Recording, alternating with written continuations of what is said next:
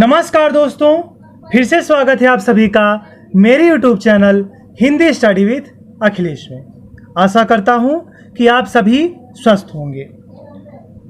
आज की चर्चा का विषय है आपकी पाठ्य पुस्तक आरोह के काव्य खंड का पहला पाठ कबीर। कवि हैं कबीरदास जी। आज की इस वीडियो में हम पहले पद की व्याख्या पर चर्चा करेंगे। आइए अब हम पद का शब्दार्थ देख लेते हैं। एक एक, यहां पहले एक का अर्थ है ईश्वर और दूसरे एक का अर्थ एक ही होगा, अर्थात यहां पर यमक अलंकार है। दोई, दोनों। तीनही, उनके। दोजग, दोजख अर्थात नरक। नाहिन, नहीं। एकै, एक ही। पवन, वायु। ज्योति, प्रकाश। समाना, समाहित होना या व्याप्त होना। खाक, मिट्टी। भांडे, बर्तन। कोहरा, कुम्हार। बाढ़ी, बढ़ई। काष्ठ, लकड़ी। अग्नि, अग्नि या आग। घटी, हृदय। अंतरि, अंदर। धरे, धारण करना। स्वरूपय, स्वरूप। सोई, वही। लुभाना, आकर्षित होना। गर्बाना, गर्व करना। कछु, कुछ। आइए दोस्तों, इसका संकेत देख लेते हैं। संकेत कैसे लिखेंगे? संकेत में सबसे पहले हम प्रारंभ के दो शब्दों को लिखेंगे, अर्थात हम तो, इसके बाद डैश लगाएंगे और क्या लिखेंगे? कबीर दीवाना। हम तो डैश लगाने के बाद कबीर दीवाना।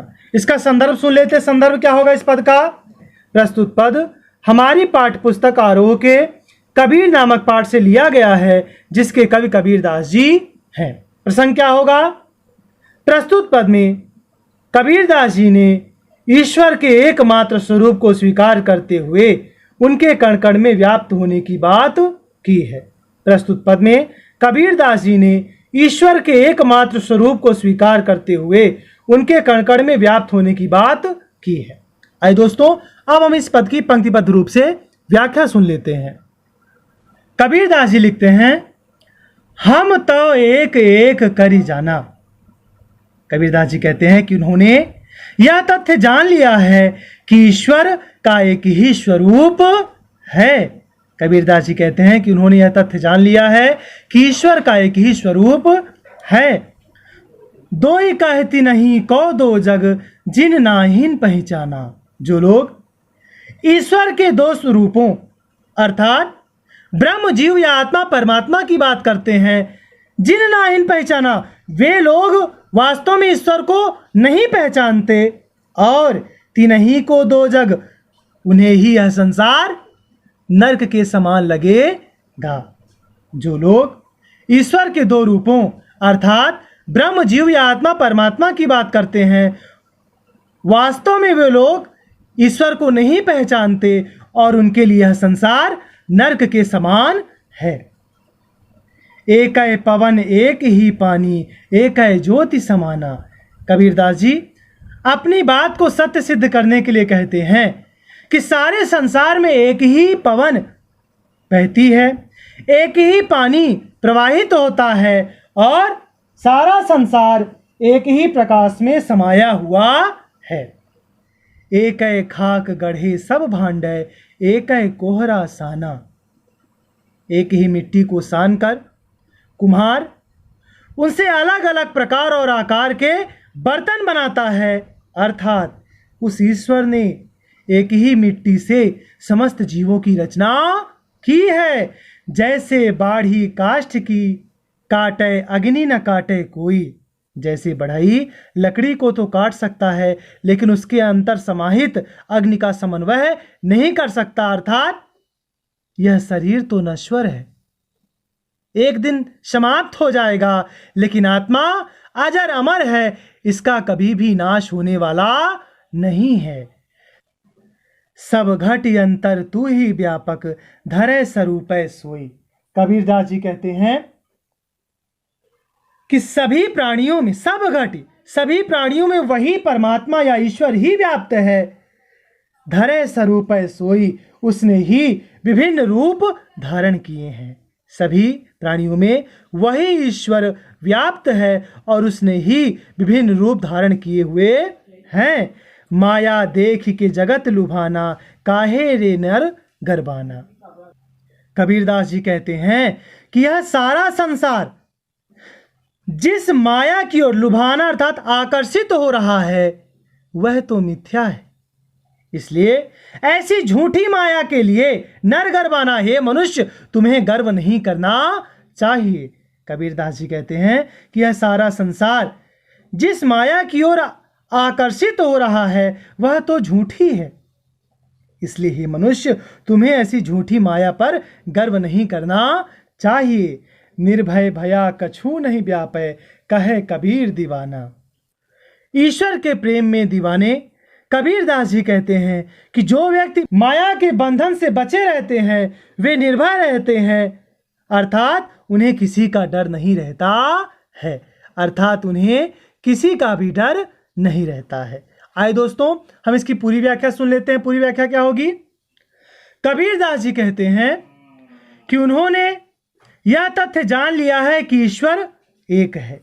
जो लोग दो ईश्वर होने की बात कहते हैं अर्थात ब्रह्म जीव या आत्मा परमात्मा की बात करते हैं, वास्तव में वो लोग परमात्मा या ईश्वर को नहीं पहचानते और उनके लिए ही यह संसार नरक के समान है। वे अपनी बात को सत्य सिद्ध करने के लिए कहते हैं कि सारे संसार में एक ही वायु बहती है, एक ही जल या पानी प्रवाहित होता है और यह सारा संसार एक ही प्रकाश से समाहित है, अर्थात सारे संसार में एक ही ईश्वर समाया हुआ है। वे कहते हैं कि एक ही मिट्टी को सान कर कुम्हार उससे अलग अलग प्रकार और आकार के बर्तन बनाता है, अर्थात उस ईश्वर ने एक ही मिट्टी से समस्त जीवों की रचना की है। जैसे या जिस प्रकार बढ़ई काष्ठ को या लकड़ी को तो काट सकता है किंतु उसके अंदर समाहित अग्नि को शमन नहीं कर सकता, उसे नष्ट नहीं कर सकता, वैसे ही यह शरीर तो नाशवान है, यह एक न एक दिन नष्ट हो जाएगा, लेकिन आत्मा अजर अमर है, इसे कोई भी नष्ट नहीं कर सकता है। वे कहते हैं कि सबके हृदय में वही ईश्वर व्याप्त है जो अलग अलग प्रकार के स्वरूपों को धारण किए हुए है। कबीरदास जी कहते हैं कि यह सारा संसार जिस माया की ओर आकर्षित हो रहा है वह तो झूठी है।